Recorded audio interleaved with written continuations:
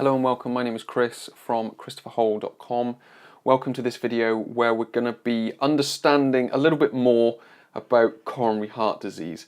Now, as a general overview, within this video, not much of what I'm going to say is that groundbreaking, but when we do get onto the common causes, what I am going to share with you is something that I've found within a lot of illnesses, and to me, it's become a bit of a common thread between a lot of illnesses. It doesn't get talked about a lot because I don't think anyone really wants to commit to saying it, and I wouldn't say it's that controversial. I don't think it's controversial. I think it's quite sensible and I think it's quite normal.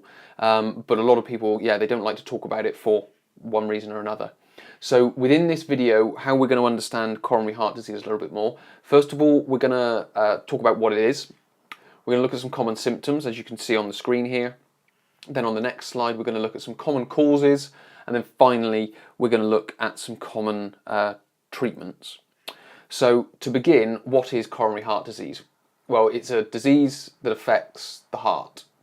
And as you can see here on these common symptoms, you've got angina, which is a chest pain that occurs when the blood supply to the heart muscle is restricted, which, as you can see over in the diagram here, is atherosclerosis, or as it says here, atherosclerotic plaque. And then you've got a heart attack, which is the death of a segment of the heart caused by the loss of blood supply, which essentially, so we've got angina, which is where it becomes restricted, and then the death of that part of the heart is, to some degree, a part of that restriction, if that makes sense. So with regard to the illness itself, there are no real common symptoms which you could say, oh yes, I'm going to have a heart attack sort of thing. It's not that type of illness. You'll be going through life, and then eventually it will occur. But as we come onto the common causes, what we can start to see is what leads to those symptoms, because we don't really want to get to those symptoms because by then it's too late to some degree. So if we go on to the next slide, we'll start talking about the common causes. And as you can see here, it's a buildup of deposits, and that's known as atherosclerosis, which is what I mentioned in the last on the last slide. So how that can get there, you've got smoking, high cholesterol, high blood pressure, diabetes, obesity. So with regards to these, I wouldn't necessarily say something like high cholesterol is necessarily a bad thing, but it's a marker. It's something they will look at, and they might then say, well, your risk is greater. It's not necessarily the cholesterol that's the problem itself, but the cholesterol is there and it's a marker, and it's something they can recognise that people who have had a higher cholesterol have the potential for having more in the way of a risk of coronary heart disease. What I would think about is it's more all of these put together. So if you're a smoker that has high cholesterol, high blood pressure, a diabetic and you're obese, then that's quite a high risk.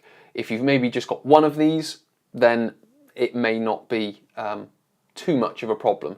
But with things like obesity and diabetes, they will tend to be a result of, or not necessarily a result of high blood pressure, but you will generally have high blood pressure and high cholesterol if you're obese, and things like that. So it's not sort of clear cut is what I'm trying to say. There are a few more sort of bits and pieces to the puzzle, if you will.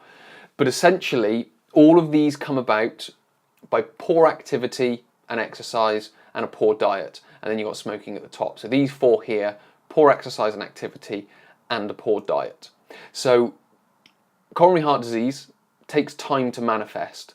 Do the wrong things and move towards coronary heart disease. Do the right things and move towards health. Now, this is sort of how I explain most illnesses. You don't just get angina, you don't just have a heart attack, you don't just get coronary heart disease. It manifests itself over a long period of time due to doing, how I describe it, is lots of small things, or lots of incorrect small things over a long period of time. So if we take doing exercise and activity, day to day, it doesn't feel that bad. But if we do poor activity and exercise over a period of years and decades, then we manifest all the problems that come with that. But when we start doing it, and in our 20s, we don't really feel too much of a problem. In our 30s, we don't necessarily feel too much of a problem. But as we move into 40s, 50s, and 60s, then we start to see the problem. So sort of aging isn't the problem, and not being active in your sort of older age isn't the problem. It's the fact that you just haven't been doing it over a period of 5, 10, 15, 20, 30, 50 years, or whatever it is. And it's the exact same thing with poor diet. If we have a poor diet, when you're eating that meal, it doesn't feel that much of a problem. Yeah, you might feel a bit heavy and clogged up at the time, but give it a couple of hours, and you may feel a little bit better. You get on with life, and life carries on. But if we keep doing that poor diet, weeks, months, years, and again decades, then we start to see the problem of the poor diet. So it's not necessarily the individual meals that are doing it. It's doing all of those little small things over that extended period of time. And this is where I call most illnesses low grade and chronic. So low grade, it goes under the radar. So from meal to meal, it goes under the radar. It doesn't cause you a great deal of pain when you're eating a burger and chips, if that makes sense. But if you ate burger and chips every single meal over a week, month, year, 10 years, then you're going to see problems, if that makes sense. And it's only when the pain becomes big enough do people tend to do something, which is another common pattern that I see in people. So what we really need to start doing is just doing the right things and just moving towards health. Because as I've always said, illness isn't necessarily something you just get, it's something that you do over that extended period of time. And the exact same goes for health. You don't just get health, it's something that you do over an extended period of time, and then what comes out the back of it is health. So when we talk about treatments, what we're talking about is doing exercise, or at least being active. We eat a better diet. Those are the two most important bits. If things are a little bit more serious, then you may go to medication. If things are a little bit more serious, you might go to balloons and stents, which is basically going into your body and putting in new structures to be able to open up arteries and keep them open, if that makes sense. So with regards to the illness, it manifests itself over a period of time. With regards to the treatment, it's very much just doing the right things a lot of the time. And again, when we're talking about diet and exercise, it's just being consistent, just day to day, just doing the right things. You don't have to do anything that magnificent. You don't have to be, bouncing off the walls, as a lot of people might say. You don't have to be eating just kale and broccoli, as a lot of people might say.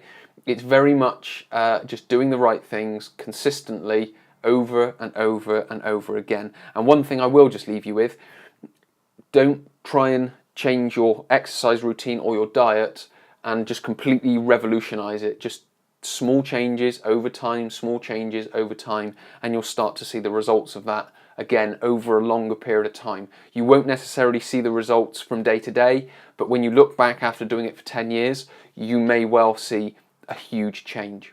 So hopefully that's been helpful. Hopefully it's given you a better idea with regards to just health and illness as a whole.